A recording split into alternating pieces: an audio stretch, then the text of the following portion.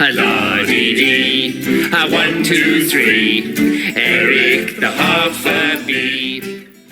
Welcome back to Kris Vents. I'm your host, back with Dom the Disembodied Discord Voice, and today we're talking about another movie from his childhood, not from mine. Unlike G-Force, I actually remember seeing ads for this movie and not thinking very much of it. The B movie, or just B movie, I guess. You actually saw this one, Dom. I remember seeing a trailer for it when I was 14 years old and thinking it looked incredibly stupid. Yeah, much like with G-Force, where the only thing that motivated me to watch it was it involved guinea pigs. The only thing that I could imagine inspiring me to watch this was Jerry Seinfeld voices the main character. And as I told you earlier, that is literally the only thing without the memes and without checking back on it, that is the only thing I would have remembered. Uh, Nothing from the plot, nothing from no scene, no jokes, Yeah, just this movie has an interesting backstory because it originated as a joke. I was doing some reading on the movie's background, and I guess Jerry Seinfeld was at Spielberg's house one time, and they were talking about ideas for movies, and Seinfeld threw out the idea for this movie as a joke, and Spielberg was like, "No, that should actually be a movie." it's enlightening to hear how some of these movie ideas get formulated and then greenlit. Yeah, yeah. Then they tried to. Jerry Seinfeld was trying to do it live action. I don't know how that would have worked, and they couldn't figure out how to do it right. And then Spielberg was like, "Dude, just make it animated." I guess they could have done it live action. You've seen how they mix, with special effects. Uh, but yeah, going animated was probably the better choice. I I think seeing a Jerry Seinfeld be in a live action flick would have taken us way at the bottom of Uncanny Valley. Way like that Roger Corman Fantastic Four movie that never got an official release level of Uncanny Valley. Obviously, this is going to be better than the first two films we saw, but how does it stack up to G-Force? Uh, I would still say G-Force is definitely the better movie, but G-Force was a movie about conspiracies and secret agents and spy shit, which is my wheelhouse.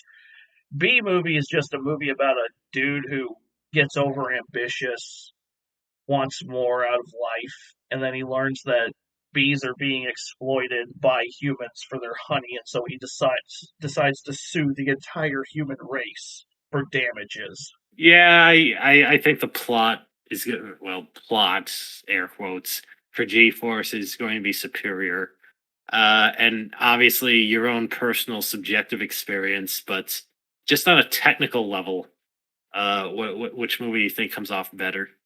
Well, because B movie is more of a fully animated movie, and it's made by DreamWorks, so you're gonna get high quality animation. Uh, I'm not a particularly big fan of full CG animated movies, but that's just my personal taste. I think there's more of an artistic purity in 2D hand drawn animation, which I understand is kind of a dead art in Oh, 2021, and it you're pretty much telling was. me. It pretty much was dead by 2007 when this movie came out. It's better than a lot of other CG anima in terms of the quality of the animation. In terms of the movie's quality itself, like it's better than it has any right to be. It just has, in my opinion, a really weak plot. Yeah, that's the thing. People didn't really attack the plot for being weak. They ridiculed it because of the strangeness of the Sonic '06 trope of anthropomorphized animal and a human female falling in love. But if you ignore that for a moment, it's not a particularly clever plot. Someone feeling the main character in an animated movie is feeling like, there's more to things, and he goes on an adventure to get more out of life. Yeah, and then yeah, I'll take nature shit. versus- I've seen about 9 billion other animated movies, and especially Disney movies, for 500, Alex. One of these days, someone has to put a clever twist on that. But if there has been a film like that, I haven't seen it. So the plot is not as good as G Force, and No, that's it's not as intriguing as G-Force. It's like the main appeal I got out of the movie was playing spot the celebrity voice talent, and this movie, because it's an animated movie and because it's a DreamWorks movie, has a lot of them. not as good as G Force, in my opinion, but still can Yeah, hold up. yeah. I mean, Seinfeld being in the is a good one. Matthew Broderick, John Goodman, just playing a complete character. Chris Rock, who has 2 scenes grand total. Oprah, who has maybe 5 lines in the entire movie. Kathy Bates. Larry King has like 1 scene in it. The IMDb said Michael Richards was in the movie. I could not, for the life of me, spot his voice. Maybe it's because it's been so long since I've seen Seinfeld. I could not spot Michael Richards' voice. Maybe that's a sign that he's a really good voice actor. Maybe, or maybe I just wasn't paying that much attention, because there were a couple of points in the movie where I was just zoning out. I mean, I picked up on everybody else's. Like, Patrick Warburton's kind of a difficult voice to miss, especially when he's overacting like he is in this one. How are the jokes? You know, Really, there's a lot of B pun humor. That's the overwhelming majority of the jokes. The only one that got a genuine laugh out of me, well, there were two. There was where the bees are getting ready to, Jerry Seinfeld and Matthew Broderick, their characters, and a bunch of other bees, I guess, are graduating from, and I quote, 3 days of grade school, 3 days of high school, and 3 days of college, so they can go into the bee workforce. And they're they're about to take a guided tour of the honey factory where their hive makes all the honey. And Matthew Broderick sees this girl in the back of their little tram, catches his attention, and he makes a comment about her looks, and Seinfeld's like, "Dude, that's my cousin." Really? Yeah, we're all cousins. He's like, So is this beehive in Alabama? No, it's actually in Central Park. That joke got a laugh out of me. And then later on in the movie, like right at the end of the movie, he decides he's going to be a lawyer to handle animal claims. And his partner is a mosquito who is voiced by Chris Rock, the mosquito who only has 2 scenes in this whole movie. And their client looks at Chris Rock and goes, "Is he really a lawyer?" And Chris Rock goes, "I was already a blood-sucking parasite. All I needed is a briefcase." That's kind of corny, but it is. But it got a bigger laugh out of me than anything else in this movie. So that's not a very efficient laugh to screen ratio. 2 in the No, like it's below the Page Master, and 90% of the jokes on the Page Master were book jokes. Okay.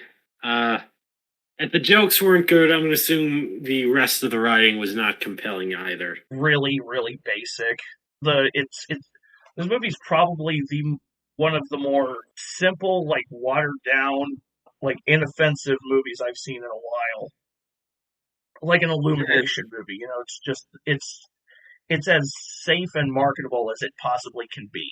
Yeah, it's funny. It's so bizarre. Just even for an animated film, which obviously, even if they stick to the same formula, it can allow for exotic dressing.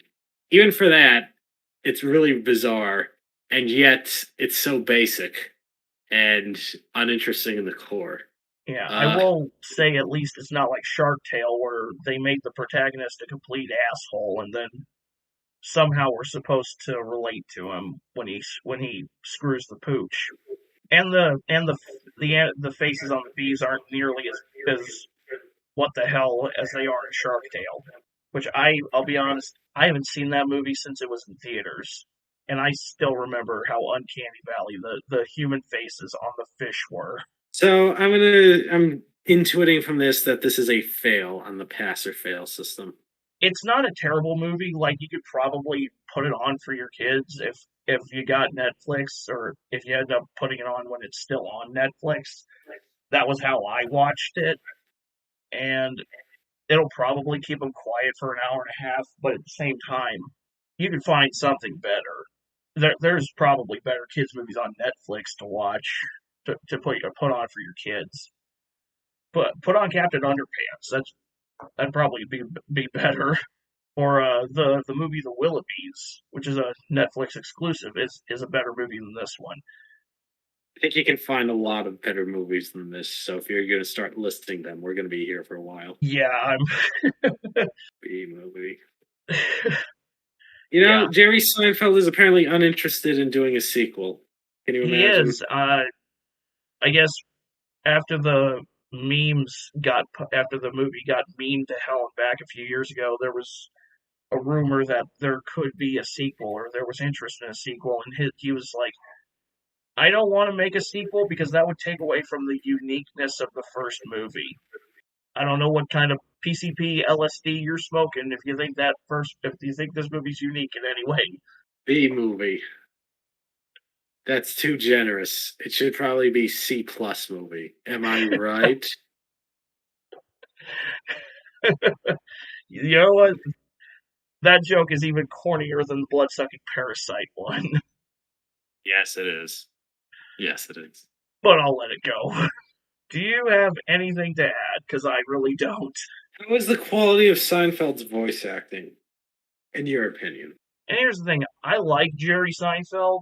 He should not have been this character.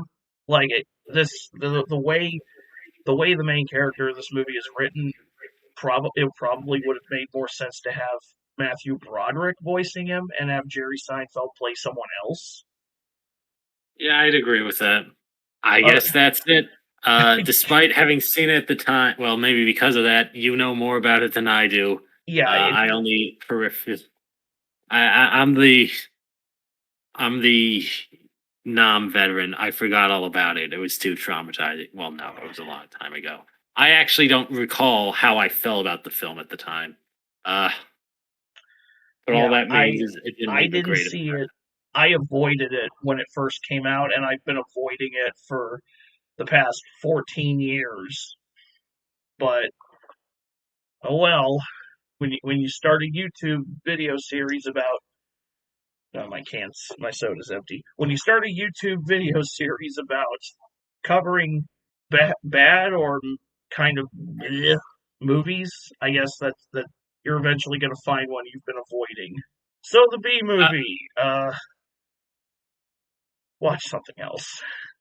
Join us next week on Kris Vents, where we'll be breaking down a little indie horror movie from Ireland called The Last Light, an Irish Ghost Story. And if Possum Reviews this video is any indication, I'm in for one major turd. So, we'll see you then. Is this a wretched Demi bee, half asleep upon my knee? Some freak from a menagerie? No, it's Eric the half a bee.